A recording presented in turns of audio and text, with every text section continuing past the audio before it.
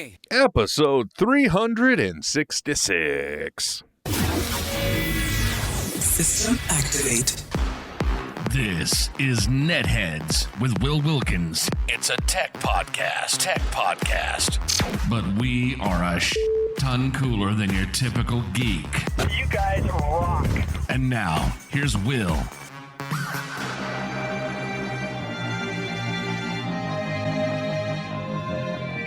No one listens to the radio. I wasn't even listening. I was listening to podcasts. Podcasts are great. Radio's boring. You know, just like when I used to watch the Batman TV show, Batman 66, when I was growing up and it was in syndication, I would always wait. I would hope to see the alternate opening to what I was expecting because I knew then it would be a season, an episode from the season that featured Batgirl in the show. So, you know, there was a slight variant. And in case you guys haven't noticed, when Trent's not here, the intro changes because it also leaves out the entire little preamble bit of... You've got to throw some cold water on this situation. Start talking about nerd stuff. Because I'm a crappy editor. But regardless, doesn't matter. I'm still here. And thankfully, I am not alone. Everyone, please do me a favor. Welcome with us tonight on this special episode of NetHeads. We've got Tony sitting in again. So, Tony, I don't know if you want to be Mr. Marvelite or Tony, because he's got like a secret identity and stuff. You know? There's no secret. There's no secret whatsoever. Well, but it's pretty much call me whatever you want. I appreciate Tony. You know, I'm more than just Mr. Marvelite. You know what? I appreciate Tony too. Yeah? Thank you. I appreciate Will. Thank you. You know who is also appreciating me right now? We've got trauma in the building, and I've learned my lesson. I'm not going to lift my dog up on camera because I do not want to be victimized again, but also he is in a state of distress. Benjamin, he's my corgi. He's a fluffy corgi, so he's got long hair. It almost makes him honestly look like a really miniature collie in some ways. I'm not going to lie. Anyway, he is not a fan of loud sounds. He's not a fan of loud noises or things that he's not used to. He's a bit of what we could call a scaredy cat for a dog. All right, Tony? And I can understand. Yeah, and so tonight my wife really wanted Tuscan soup. I was supposed to make it for lunch. I screwed up. I didn't. Great thing to do day after Valentine's Day. And then I've made the soup for dinner. And not only does that mean there are several things beeping because I make it in the Instant Pot, but I don't know if you've used an Instant Pot. If you do what they call a quick release, dirtier than we mean it to sound, it is quick venting of the steam and pressure that's built up in the Instant Pot. You with me? Yes. Okay. Yes, I am. And yes. the moment that steam hit, he just freaked out. So he has been by my side now for the better part of a half hour. The only thing that scares me is that when he sits this close, I've got those rollerblade wheels on my chair. Oh, so there's a risk of rolling over a tail or something. Yeah, or in his case, his tail was docked when he was a puppy, but he has got so much long... You know what? I'm going to risk it. Come here, bud. Please don't bite Just keep him away from your nose. I know. I'm sorry. You made that a little awkward, though. For those that haven't seen Benjamin in a while, here is what he looks like now. He's so big. Yeah, he is a bit of a moose for the breed. But as you can see, now smile at the camera, Benjamin, and we can use this for the thumbnail. But you got to hold still. You got to look over there. Close enough. Hi. So he, as you can see, very long fur, and that's the fluffy gene coming out in him. So he doesn't look like your typical corgi, but he is also completely terrified. And now that I've picked him up, he's probably going to go to the bed or somewhere by the door. You okay? I feel bad for him. I really do, because we're supposed to be their protectors and their guardians, and it's supposed to be a safe environment. But you're walking in front of lights and screwing up the background now, bro. Okay, these are the problems we deal with. Anyway, folks, welcome another edition of NetHeads. Like I said, my name is Will. And I'm Tony. Thank you, sir. Lots going on in the world, lots of things to talk about, lots of things to bore you about. But Tony, I don't know if you know this, but right now we are in an interesting time technology-wise. Do you know why? Oh, because there's so much new technology, and there's a race now for augmented reality and virtual reality. Yeah, man. I by the way, after my last appearance on um, Fandoms, which will be happening again if you're hearing this tonight, will be happening again tomorrow night over on the Nerd Initiative channel, and you can find me there co-hosting with Tony tomorrow, and that is at 5 p.m. Pacific time, 8 p.m. Eastern time. Correct? Yes, and we're going to be talking about amusement parks with Jason Vaughn, the content creator that does Fat Tested Travel. And for people like me, we appreciate people going to the parks and figuring out what seats fit and which ones don't. Oh my gosh, man! That is the minute you said Fat Tested Travel, I'm like, I'm back in my fat man pants. So Let's just say he's the hero. He may not be the hero we wanted, but he's the hero we needed. yeah, definitely. It's so nice that somebody's taking the bullet for us. But technology-wise, yes, there is lots and lots of competition right now because a gauntlet was basically like really thrown down. I know that the Meta Quest 3 did have the benefit of augmented reality in it, but the Apple Vision Pro came out to throw down the gauntlet and say, this is what is capable. This is what's available. But interestingly enough, we're also in the window. Users have up to 14 days to return the Apple Vision Pro, and they're doing it. Yeah. We're hearing reports now. I've seen reported. Okay, look, I glanced at a headline, all right, and maybe read the first paragraph of the article, but right now there are people, because mind you, $3,500 headset, okay, $3,500 set, a really expensive looking ski goggles On the low end, $3,500. Yeah. If you're getting the most basic with the lowest memory. Not a small drop in a bucket. I mean, that's a down payment on a car, right? When you think about it, that's why I can't put things in terms like that. In fact, the car we just got this last year, we didn't even put that much of a down payment on it. There you go. So it's understandable if something is that expensive, if it can pass the is it really worth it test. And in this case, a lot of Apple users apparently are saying no, it isn't, because although it's very cool, rumor has it very uncomfortable. I don't know if you've heard this feedback yet. Yeah, well, it's not just uncomfortable. It's also there was a complaints of the weight when it first came out, that it was heavier than most headsets. There's also the eye strain and headaches that it's inducing with some people, and that has a lot to do with the fact that people who don't have experience with VR or AR are going to get motion sickness, eye strain, and headaches. Dude, I tried my last appearance on Fandoms, as I was trying to say that, I did get my VR headset charged back up, and I did put the Minions wrap on it as promised, because you had shown me your awesome Ready Player One wrap, but I'm like, no, wait a second. I didn't even thought wraps are possible on these things. So what did I immediately do? I immediately ran online and I got the Minions themed one. And there's yours. It looks really cool. Look, it's like, oh, look, he's logging in. It's so nice. Mine are in the other room, but I've now turned it into Minion goggles. Now, let me also, that was not the first thing I did. Now, let me derail this for a second, because I want to be very clear. People who are complaining about VR headsets, AR headsets, it's not just to the Meta Quest. I want to advise a couple things. People complain about battery packs. I bought a battery pack. One of the first things I did. This can help me go on. I turn this on here, and this keeps this charged for a long time. And this won't pull off of this normal battery until this wears out. And then on top of that, let me turn that off. I also got one of these things right here, which you can charge, and it actually blows air into the eye section of the goggles so that you're not sweating, causing condensation, fogging up the screen. I changed out these way before the actual face mat, before they sent out the adaptations.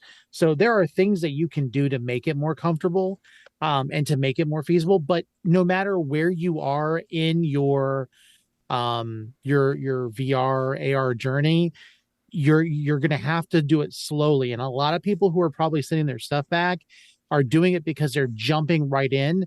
I mean, let's face it, if you've seen some of the videos, they've got their entire house mapped out with a big screen with the augmented displays, a to-do list in the refrigerator. You know, when you walk through your house, and they're wearing these goggles long term, not understanding that you have to kind of build up a resilience to it.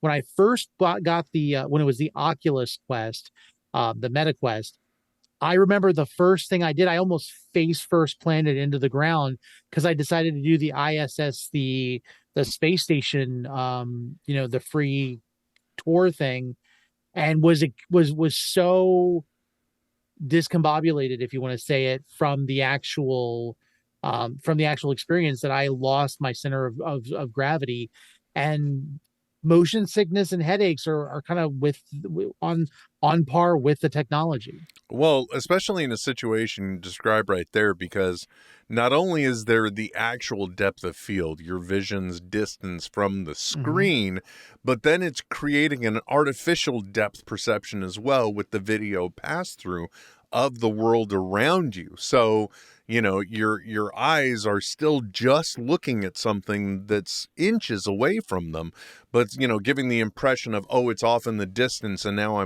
I have walked towards it, and creating the artificial depth that you're seeing with. So, you know, that's the reason why they're getting pissed off saying, don't drive with it, don't drive. And it's part of the reason why I am still trying to get through the Iron Man VR game, because that one made trying to go from not playing for a long period of time. See, they got me two ways. It was the Iron Man VR game, and I was a beta tester for the Among Us VR game. Oh wow. And that one I almost threw up on because I just was so out of practice. It had been months since I used my goggles. I guess I should say headset. But here's another interesting thing, and that I don't think a lot of people consider. Will, how many people do you think now in this day and time have had LASIKs? I would say a lot. I know I wear glasses just because I can't do it, but I know there are a lot of people that, like, I can think of easily 2 in my family alone. And if you don't understand, LASIK surgery does not make both eyes perfect. If you're nearsighted and farsighted, what it does is it adjusts one eye for one type of vision, and it adjusts the other eye for another type of vision. And so if you're working normal, like every day, you know, doing normal duties or normal tasks, your eyes will eventually adjust because it has that depth of field to be able to figure out, you know, how to balance. That's why they, you know, make you wait a little bit after the surgery. And they don't expect you to have perfect vision when you first come out. But when you're wearing VR goggles, and like my uncle, we had this issue, they can't focus. And so there's increased eye strain. If you have LASIK surgery, you can't do virtual reality. Oh, and wow. No one warns you about that. No, I had no idea. I had absolutely no idea. That's disconcerting. That's a little upsetting, man. Mm-hmm. You know? Oh, well. But good to know. Yeah, I know. That was one of the things, because I had originally put the glasses adapter onto my Quest, but then I quickly discovered that it didn't look right with me wearing glasses. And the reason why is because my glasses are made to correct for distance. And realistically, I was looking at something right there. I learned I don't need to use my glasses for my Quest, and nor should I. So no, and that's the thing. Like I wear contacts, and that's the best option, unless you're willing to pay for prescription lenses. But I mean, we've been sold this idea that LASIK is this cure-all, you know, process to have good vision. They don't tell you what you can't do. I mean, even 3D, like you can't go to a 3D movie. You can't do that. Like there are so many different things that just completely throw you off. And, you know, that's going to be one of the barriers that they have to get by. Are you going to have to get prescription lenses just because you have corrective eye surgery? I mean, technically speaking, the situation you're describing, yeah, you'd be able to use like an Oculus Quest or whatever they're called now. But you'd be able to use one, but with prescription lenses in them that corrected for the correction you've got going on. Exactly.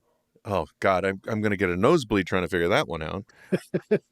Anyway, it's I never anticipated the fact that, nor could have I even conceptualized the fact that an Apple product like this, which already the coverage that we were getting in the news about it was, hey, it may be a launch, but the heyday of like the iPhone releases is long gone. Like, I think they specifically reported that they had a high associate to customer count when it came to geniuses wandering around the store. So, that in itself, like, it wasn't a major rollout because you didn't have people beating down the door. But now also to have an Apple product that is more than likely going to be generously returned, I mean, it's a little bit of a shock to me. Yeah, except for the used market should get a good uptick. The certified refurbished stuff, you just go look at Best Buy. That's where the rest of us are going to be able to afford these things. And that is the very first thing I thought about when they talked about these returns happening. Instantly, I was like, I bet you can get them for like $2,400 now. Oh, suddenly that's reasonable though. That's still too much. That's still too much. Like, I'll be honest with you. Now I don't know if you saw this. Mark Zuckerberg actually tried the Vision Pros. He actually tried one, and he said, though it's pretty interesting technology, it's nothing better than a Meta Quest 3. And honestly, I can agree to that. The only thing that a Apple Vision Pro has going over a Meta Quest 3 is there's going to be better connectivity to your Apple devices already. But then the other thing is going to be the fact that it aesthetically looks nicer than the Meta Quest, which honestly, when you've got it on your face, it doesn't really matter. And that glass aesthetic has already been proven to be nothing other than just for the looks. Someone actually dropped their Vision Pros and shattered that entire front glass. It didn't do anything to affect the use of the device. It's just a literal cover over the screen. You're paying for it to look like Ready Player One. That's all you're doing. And honestly, for like $25. Or you can look like an idiot wearing Minion goggles. I'm still thinking about... I love yours, by the way. It's so nice. I'm seriously thinking about getting like one of those yellow head socks to wear when I'm wearing it, and getting a pair of overalls. So that way... You don't want to do that because it's going to get too hot. Okay. You'll get hot and sweaty and miserable. And let's face it, have you ever played, like, how long is your longest, like, let's say, gameplay time that you've had on the VR goggles? It's only been like, I would say an hour, maybe an hour 15. Okay, so because it's really, I mean, let's face it, it is a difficult thing to use when there are other people around. Right, which I guess for me, because I have a basement, it's a little bit easier for me to just be secluded from everybody else. But I will say this: Vader Immortal, Galaxy's Edge, those cause me to consume so much time. And then on top of that, I don't know what it is, but if you haven't installed Rec Room on your Quest, you need to do it, because just playing laser tag and paintball is absolutely everything, other than the 8-year-olds trash talking you while you're playing. I'm already used. I've played Fortnite, so I'm used to that kind of stuff anyway.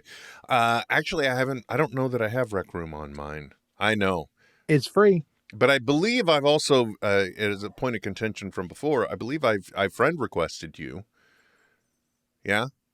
I think I accepted. I don't know if I've been on since you did it, but I will double check. Ditto. I haven't put mine on anyway. So, hey, good to know there. Okay, Tony. So now, the other thing too that I wanted to talk about, I'm trying to make up my mind on something. Lately, I've had 3D printer woes. Okay. I have had bad experiences. First off, one of them I was using. Well, let me start by saying I was trying to use filaments to make something look interesting and cool, right?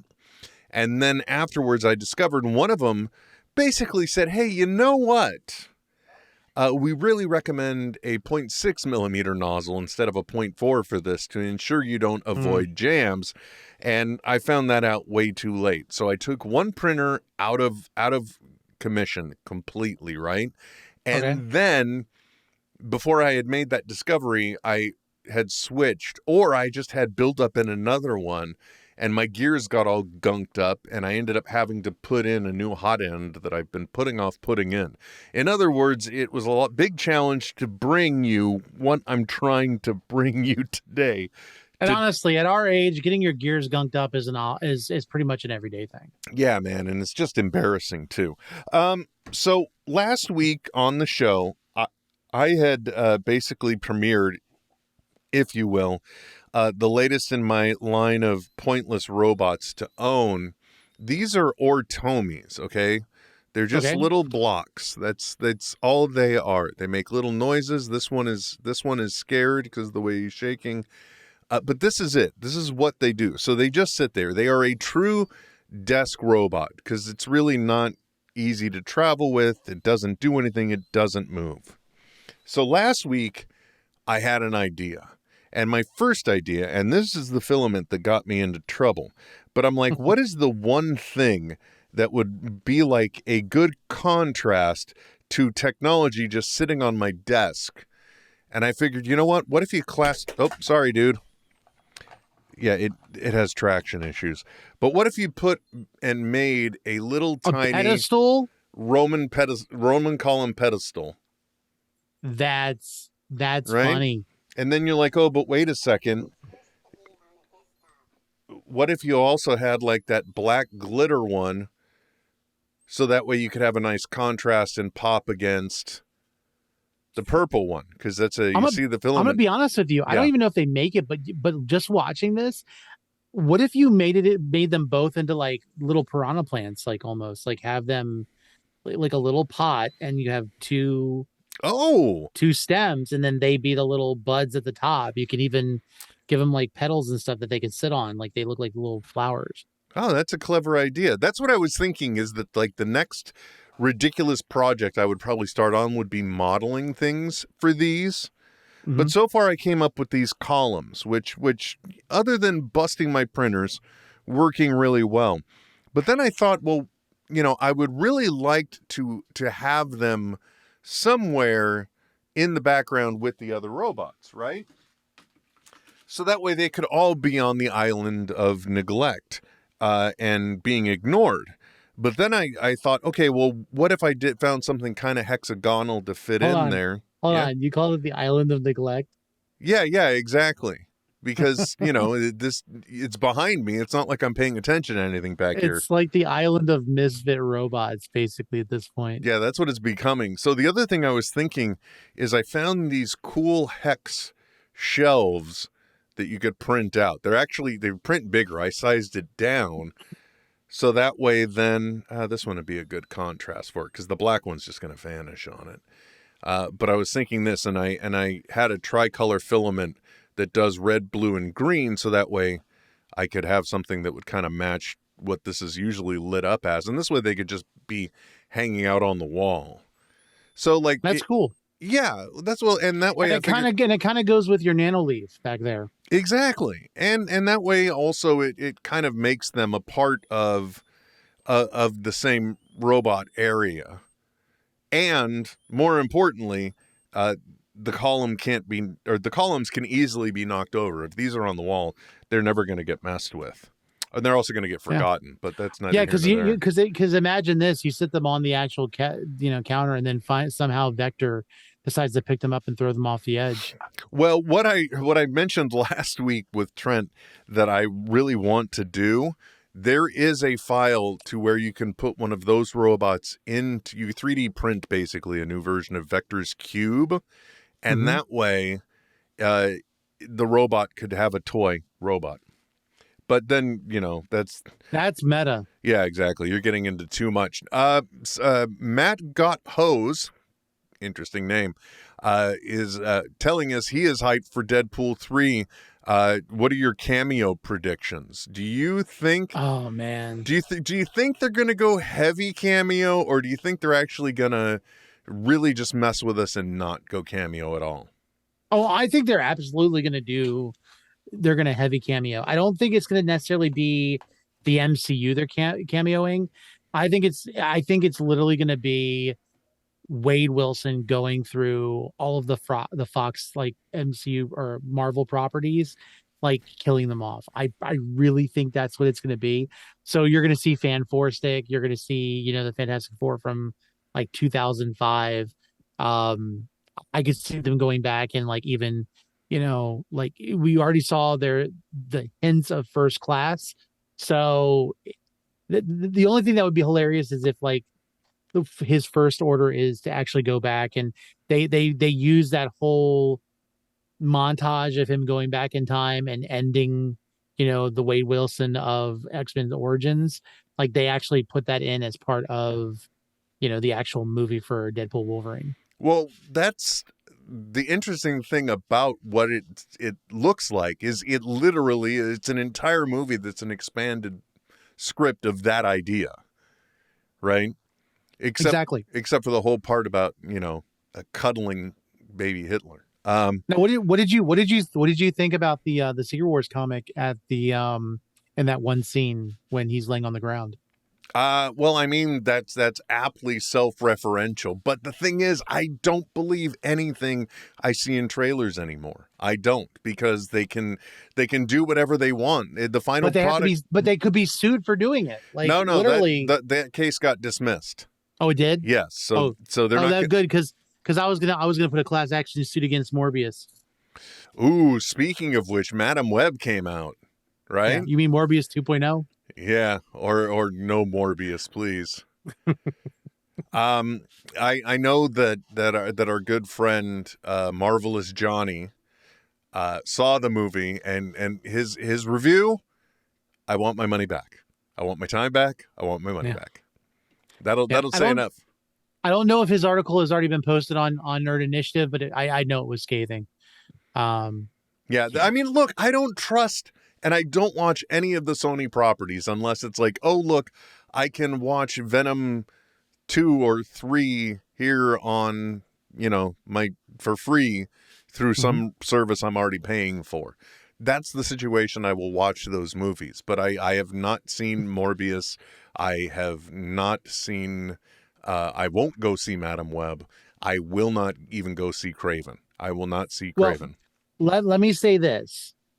I saw Morbius. Now I joke about like I had COVID when I saw it and it was like a year ago at least. But honestly, thinking back on it, when I got to the point where, because I went into it knowing that the Spider-Man references from the trailers didn't exist.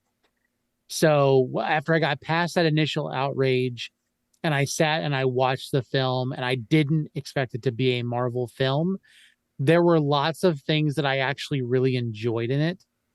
It's not a bad sci-fi film. It's just not a good superhero film.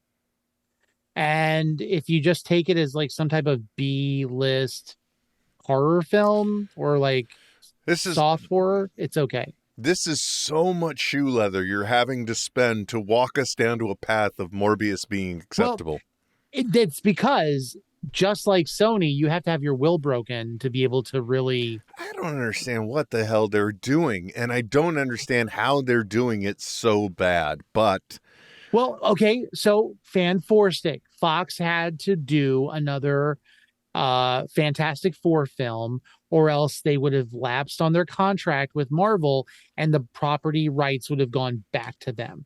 And we would have, and I'll be honest with you, we probably would not have had a Disney Fox merger if they would have defaulted on at least Fantastic Four.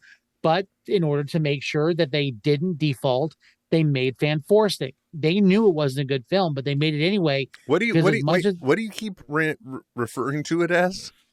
Fan Four Stick. Fan Four Stick?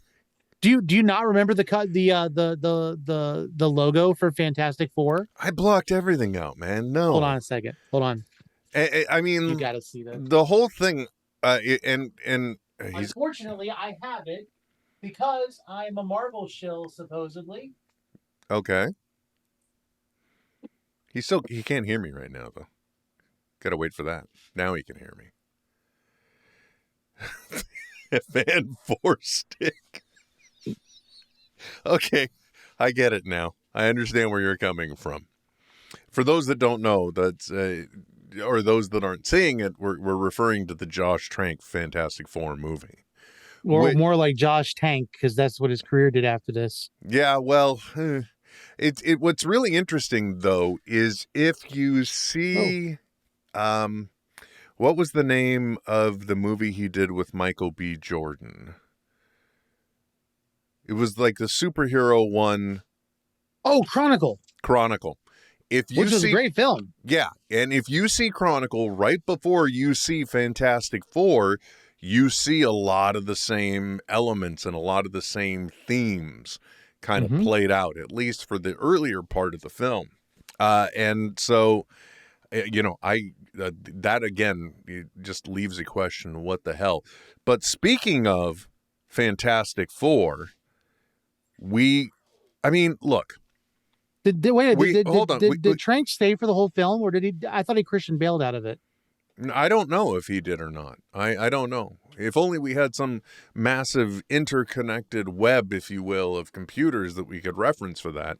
We might know. Now you sound like me when I talk to my wife. But I don't have such a tool right now because I am the tool. First of all, the Super Bowl brought us that wonderful, even though we did refer to it here as Deadpool 3, it is now officially Deadpool and Wolverine. So it's right there on Front Street, folks. They're not messing around. They want you to know this is Deadpool and Wolverine. Both of them are in here. It's going to be grand. Wonderful. But then the other thing that I don't think anybody even conceived of happening on their Valentine's Day, of all things. Yep. Frickin' cast announcements for the Fantastic Four movie that'll be out in 2025. Yeah. And they did it with this cute retro image of them in a very retro home, and it's all done up for Valentine's Day, and the little robots there. And actually you went a step further, and I found this amazing, so I'll let you speak to your discovery. But there's been some question with this retro look, are we going to get time travel? Is it an alternate timeline or what have you? And I'm like, well, wait a second, how do we have confirmation of when they are? And sure enough, it's right there if you're willing to look, right? Yeah, because not only was the furniture Art Deco like the 1960s, you have the portrait on the back behind Ben Grimm of Ben Grimm pre whatever transformation. It's the actor who plays him, which is a reminiscent to Neil Armstrong's NASA photo. And then Ben Grimm is literally reading a Life magazine with Lyndon B. Johnson on the cover. And I think if I remember correctly, because mind you, it's like out of sight, out of mind. It was December 13th, 1969, I believe, was the cover that was there. And it's things like that. And I mean, mind you, the costumes and everything are absolutely dated to that time. It's the white go-go boots. It's, all of that stuff. But people are like, oh no, it's probably just a reference. And it could be a reference to when they were made. But I think they were made in 63, 67. And so 69 is not the right date for them to exist. If they're saying that the origin is just back, it's just a nod to Kirby. And so I feel like we're going to have a period piece. I know, Will, you responded to one of my videos and said that you think that they're from a different reality. I really hope they're not. Yeah, but they probably are. I mean, unless I just don't want to see some type top secret government. I don't want to see some type of contrivance made to where they are also an entire family of people out of time. Okay, we already had that with Steve Rogers. I don't even think it's them out of time. Mind you, it could be another quantum realm type thing. you have a group of individuals who oftentimes work with the government, and the governments can be very secretive, especially about the kind of work that causes superpowered beings. Could have been covered up by Shield. And second of all, they're not necessarily frozen like Captain America, but they could have been somewhere in stasis for whatever reason, and then realizing that there's nothing that they can do to change their condition, they then come back. So I mean, it's possible. Anything is possible, but I'm just saying that's the easiest way to like just completely like disregard that. Like, yeah, anything's possible. I mean, anything's possible, but I mean, look, I think we will all agree that to a certain extent, Marvel does need to, by their own admission even, they need to kind of reclaim some lost ground. That is, so, we're expecting to see more and more hits. And I gotta be honest, as a person that enjoyed the movie when I saw it in theaters, I don't understand to some extent, other than the name and marketing, how The Marvels wasn't more popular than it was in theaters. Yeah, I know. And a lot of people are watching it and they're coming to that conclusion as well. Like, I don't understand why it received the hate that it did. My only complaint, like, and I'm going to say this, I was excited about the Fantastic Four announcement, but I'm kind of, I think I'm the dissenting opinion when it comes to Pedro Pascal as Reed Richards. And because I remember when John Krasinski did his cameo as Reed Richards for the 1638 or whatever it was universe. People were like, well, he's, it makes sense they wouldn't want to cast him because they want to make it, he'd be old. But then they referenced that they were thinking about doing Daniel Craig. And I'm like, can we please just get somebody who's young enough to do this thing for more than 10 years? Like, Pedro Pascal is not a young man. And so as much as he might be a great Reed Richards, I don't want him. I will be happy. Marvel has done a good job with choosing casting, but I don't think they're thinking longevity wise. I really feel like they're just getting it out of the way so that when they do Secret Wars, they can reboot everything and have everything live and happening at the exact same time and just start from square one. That's just my opinion. Yeah, but you have to remember that they are going to be so panicky about casting, especially for this, because of everything that came before it. So, because again, the Fantastic Four, there's some ground to reclaim there. So I get what they're doing. Honestly speaking, however, I know that it was just a fun fan casting thing that they did, but I am a little disappointed, honestly, that it's not John Krasinski, because he really did fit the role that I was seeing. And that was exciting. But, at the same time, I don't, it's not like he wants it to be his thing. So that's fine. I'm saying is I look forward to seeing it. I can't wait, but I'm kind of with you that I just don't.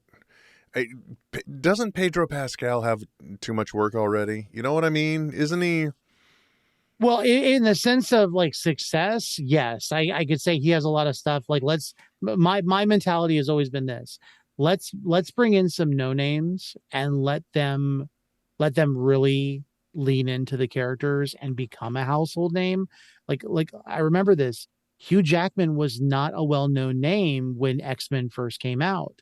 And he became popular with that. He did some some misses with like Van Helsing and stuff, but ultimately he's one of the most popular actors, and he owes his career to getting in as Wolverine and X-Men.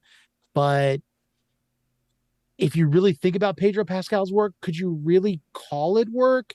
Like, I get The Last of Us, that he does have to do stuff because he's physically visible, but The Mandalorian, he's not really there. It's his voice. So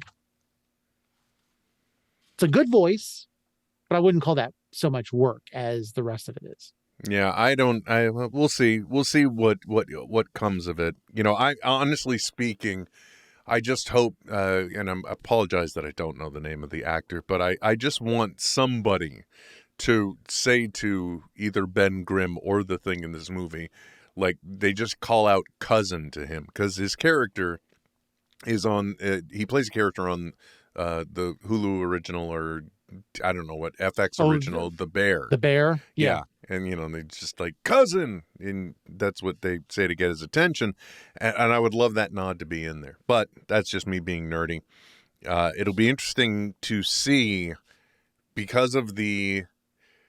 How do I say this? Because of everything we have seen that has happened. They've already talked about having to slow down, but they've always been very FX heavy, and the movies always require a commitment. And if there's anything we got out of She-Hulk recently, it's that, you can't cut corners on CG when you're already dealing with an uncanny valley situation.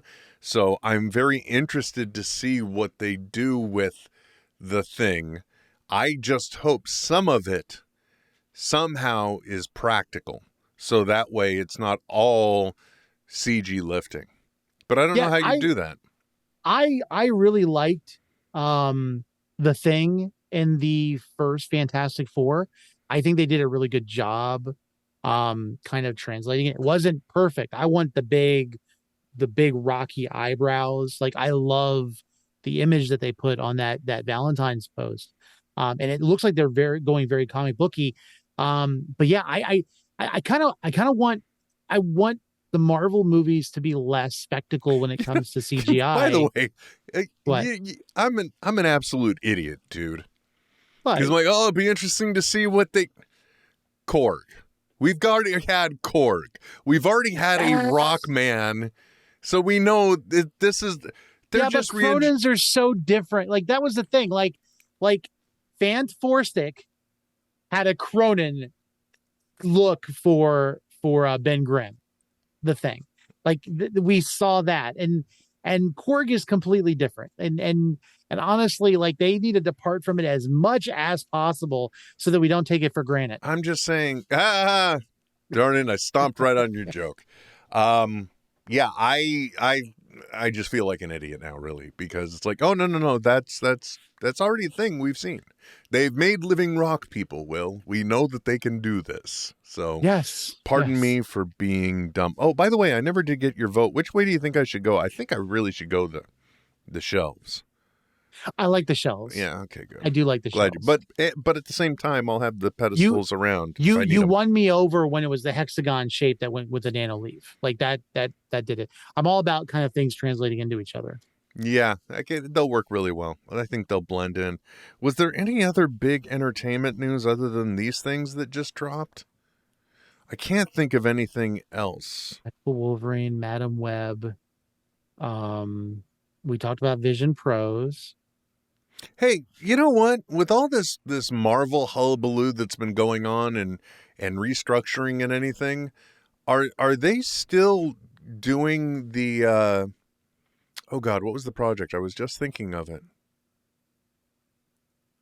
Darn it, now I lost it. How did I lose that thought? Because at the end of the day, well, that's why. There was some project they were supposed to be working on, but it's Vision Quest. Vision Pro, Vision Quest. Remember, there was supposed to be a Disney Plus original show that I believe that was going to be centering around, I hate to put it this way, but like White Vision that we got at the end of WandaVision. Yeah, because he unlocked the memories, but it didn't necessarily correlate with him as an individual, and it's kind of like him finding himself. I think it's still penciled in. I don't think they've done production. I was surprised. It's hard when news breaks about like a fatality during production or anything. I was more surprised that they were already into Wonder Man. I completely forgot that was even something that was happening until they reported on the fatality during production. Dude, so many things have gone on. It's just like, oh, wait a minute. I forgot about. There's that Agatha TV show as well. But that's still that just brings me back to put Agatha on, then I'm wondering, is it House of Harkness, Coven of Chaos, or what with the Darkhold Diaries? I think it is. I don't even remember what it is anymore. It's Agatha's They changed the name so many times. Yeah. Honestly, all I can say is this: if we do not get Agatha Harkness ending up being a nanny for the Richards, I will be upset. Well, you're probably going to be upset then, dude. It has to be a thing. You're probably going to be upset. Let's face reality. Sorry. Oh no. Well, I mean, look. Here's the thing with the state of actually. We're talking about Fantastic Four, and then you say, "Here's the thing."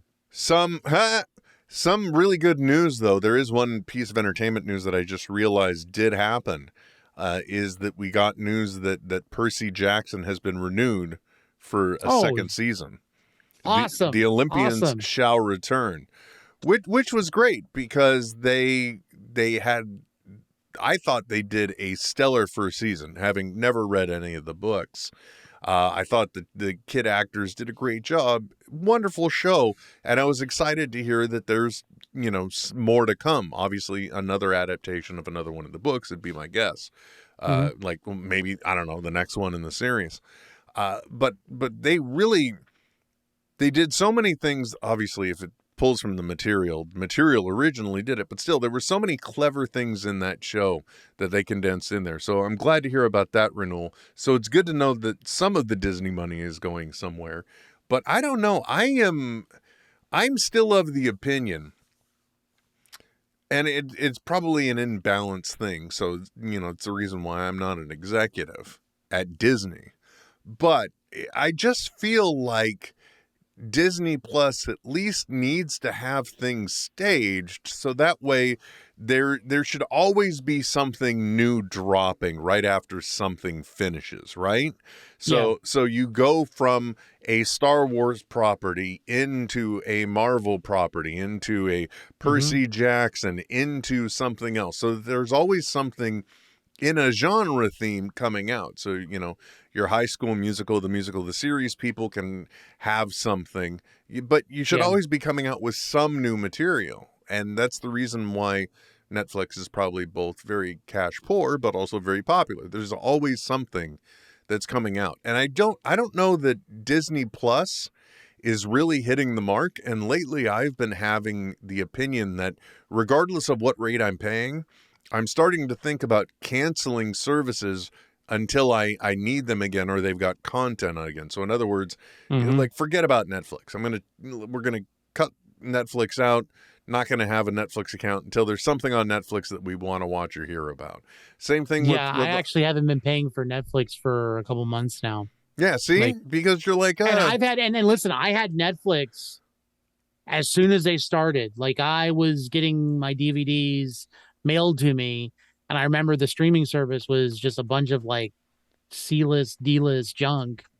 And I think the most impressive thing they had on there was what's his name?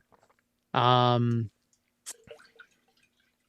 my goodness, my mind just went blank. Well, that's okay. This is gonna be the worst way to say it.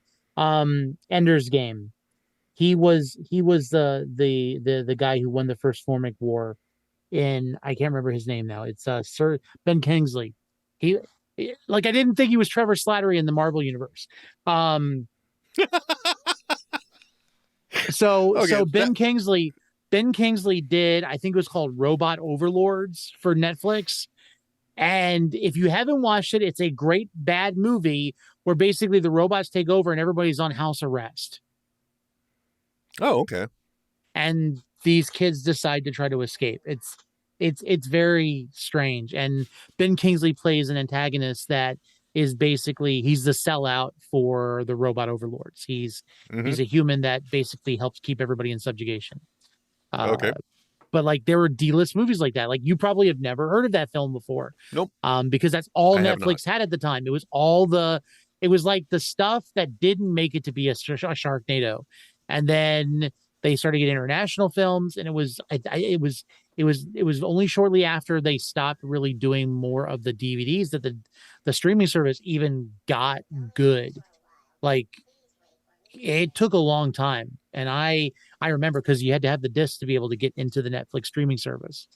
I just I still don't understand how they have gone from that company that did movies to this big content destination, but neither here nor there. If it weren't, I'm telling you right now, if it weren't for the fact that Disney Plus was tied into my Hulu, I would probably not have an active subscription right now. I'm going to be honest. I can understand that. I mean, for me, it's easier for me. It's easier than for me to go and pull it off the shelf. But if I want to watch it in better quality, because let's face it, streaming movies are not a good quality, even when they're in the HDR 4K version. Dude, I was so enraged when I got a new television, and then I discovered that like the Fire TV stick itself is capped at 60 hertz for the refresh rate. So it's like I'm never, and I haven't tested it, but I probably should. But I should do one of the streaming services, but use the resident app on the smart TV to see what the quality is like then. But the surprisingly, the one that's the best is actually Max. Max has better quality than Netflix and Disney Plus. Damn. But here's the upsetting thing too. Once I'm going from the TV, God, this sounds so bougie and privileged. My hue gradient strip and lights that work with the HDMI sync then won't work because they won't be getting signal. Because my TV doesn't have an HDMI out, because why is it sending signal out? You know what I'm saying? So I can't have it route through the little smart box, and all of these problems would be gone if I went with like the cheaper Govee ones that you just use as a camera. Use your PlayStation 5. Yeah, I could do that, because then it would be 120 hertz, right? See, that's where. Oh, that's but wait, where I also just forgot to mention another thing too. The I could use the PlayStation 5, but again, also that box, the HDMI sync box, the Hue sync is capped. It's capped at 60K as well. Because I was just remembering that there was a splitter that I got, so that way I could send signal out from the PS5 to the HDMI box for the lights, but then I could run another video signal, full HD signal, to the TV at the same time. See, you can't see it, but behind me here, I have my digital receiver that does everything, and it does up to 4K. It's not to 8K yet, which is probably the better option. But all of my cable, because when I had the flood, I almost thought my projector was ruined. And though it's not a 4K projector, it's 1080p and it does a great job. The cable that runs from the projector to the receiver, and then from the from the PlayStation to the receiver, those are all 8K HDMI cables. Because at some point, when I do decide to upgrade the projector, that's going to be the case. So you just have to future-proof your stuff, and those devices can be sometimes, that you don't think about it. You don't think, oh, that's too much. You shouldn't pay that much to get something that's not even capable yet. No, get it. If it's got a capability in the future, you're just future proofing, so you don't have to buy something later on down the road. Well, that's what killed me, and when I found out about the Hue Sync thing, was that it's capped at 60K. I'm like, oh my gosh, why is that? But I bet you there's a reason. I bet you there's a computing reason. They're capping it because the technology probably can't keep up with the higher refresh rate. Also, because the RGBIC within those Hue things are not. They can't work on the spectrum of color that everything else has. Yeah. So, they're like, no, no, this is just, it's just the way it is. No, you guys are slowing the tech down so that way you can keep up with it. I get it. I got to have my fancy lights, so whatever. Okay. And let me tell you something. About them. I love them. I love them so much. Anytime you watch anything where there is a lightsaber battle or a laser or a phaser fight or laser fight, it is or explosions or anything else. It is just so amazing that you get to extend the experience. The only thing that drives my wife nuts is that I want to turn all the lights off, so that way we're just getting the TV and the lights effects around it. Yeah, and she doesn't cotton to that. She just doesn't. That's the thing. Like, what's really sad? Like, I was excited to get a PS5. I got the PS5. It's 8K. The only thing that it doesn't do is it won't do 3D, and that doesn't sound like it's a big deal. But I love my 3D, kind of like you love your Hue lights, because there are movies that I would rather enjoy the depth of the movie and I have my projector is a 1080p, but it's got active shutter lenses for 3D. The 4K projector that I want to get does have 3D capability, down the road. So I still want to stick with the 3D, but in order for me to do it, again, you can't see it. I have my PS3 sitting on my Laserdisc player, so I can at least play 3D Blu-rays. Oh my gosh! Listen to that. The PS3 sitting on top of the Laserdisc player, which is right next to the record player. Oh, sweet Lord! So, my gosh, sir, which is designed to look like a Mustang. I thought I was a tech junkie, but now we know you must have all of the video formats, and you must have them now. Oh, all of the technology. Listen, I have a Stream Deck that I have sitting on my desk that does nothing for me right now because it doesn't work with my Restream. So every so often when my kid's in the room and he drives me nuts, I hit the button that says bruh and he gets excited. Hey, that's what I spent that money for. Matt Got Hose also gave us a 5-star review on Spotify. Thank you so much, bro. Oh, really thank you so much. Yeah, I love the interactivity. It always sparks my fancy. I don't know what that means. Besides, Matt, I'm really interested in seeing you based off your name. I really feel like I need to get some gardening tips from you. Yeah, exactly, man. Yeah, the dude he's got the touch and he's got the power. Hey, one last thing before we go. Want to remind everybody, especially from the man's mouth themselves, Tony, where can everyone find you? Okay, so one of the places you can find me is through Nerd Initiative, of course, the Nerd Initiative YouTube or Nerd Initiative channel on YouTube. You can also find me on TikTok, Instagram, and Twitter. Barely on Instagram and Twitter, but you can find me at Mr. Marvelite. And then I am kind of journeying back into the Patreon realm to actually make content. And so I'm going to be chronicling, you can't tell now because there's nothing here, but I have a old poker table that I was able to pick up for free, and I'm going to repurpose it into a tabletop role-playing game / board game table with a built-in TV display to be able to project the board games onto the tabletop. And I'm going to be chronicling that journey. I'm going to be teasing it on TikTok. I'm going to be chronicling it through Patreon. And then when I'm done with doing all of the chronicling, I'm going to be doing a full-fledged process video and then throwing that on the Nerd Initiative YouTube. Was that what you're thinking, Will? Because I could keep talking. You don't want me to. Yeah, that's exactly what I was thinking. It's just tell them where you can find it. So hunt him out. Mr. Marvelite is the way you can find him. Real easy names in the show description as well, I'm sure. But yeah, I wanted to make sure we pointed everyone out that. And also smart move doing things for your Patreon supporters because they're the ones that pay you directly for your entertainment. So yeah, and I honestly have to say I could learn a whole lot more from you, like smelting my own challenge coins and doing some amazing things. So got to learn from the best, especially from NetHeads. You're just going to go broke. That's what it is. You're going to go broke. You're going to have the best of intentions, and then you're going to go broke. So yes, but then you can smelt other things. You don't have to just smelt challenge coins. True. If I were to develop my skills, but no, you're going to go broke. Anyway, thank you everyone for tuning in to this very special episode of NetHeads. Best wishes out to Trent. If you can, go on to whatever social medias you're following. Give the guy a shout out. Just give him a hey. Give him a thumbs up. Let him know he's loved. In the meantime, thank you so much for dropping in tonight, Tony. I really appreciate it. Absolutely. Thank you. I love being Trent's body double. So anytime. No, you're a person I like to talk to is what it is. That's the blend, you see. And I'll also don't forget, by the way, over on the Nerd Initiative YouTube, and I'm sure many other places, you can catch me guesting on Fandoms with Tony tomorrow night. So, and it'll be definitely not this. It will be his thing, his way. He's in control. He can even turn my camera off.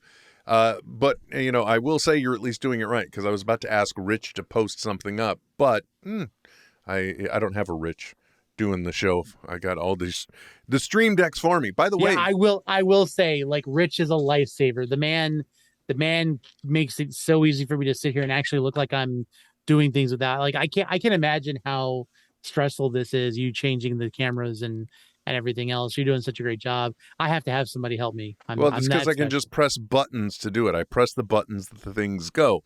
That's why I have the Stream Deck. And I don't mean to break your brain, but the exact same way that you're watching me now through the virtual camera of OBS, technically speaking, I bet you could use that virtual camera as your camera within Restream. And then at least in your little tiny box, you can control and do things with it and pop things up. Yeah, that's a I'm possibility. just saying. I mean, I did contemplate it a little bit, and if you don't know what we're talking about, my Patreon supporters over NetHeads on Air, pretty much anywhere out there, or you can go to netheadsonair.com to find all the other places to go, yeah. I'm sorry. I lost my thought again because it's late and I'm tired. But the whole point is, thank you for listening. Until next time, my name is Will. And I'm Tony. And we'll be back soon. Yeah, that's it. We'll be back soon. Yeah. This is NetHeads with Will Wilkins and Trent Hunsaker. Signing off. I know, right? But stop being a little Nancy and deal with it. NetHeads. NetHeads. We'll be back soon. Goodbye. This has been a Smodco Internet production. Sip. Only at smodcast.com.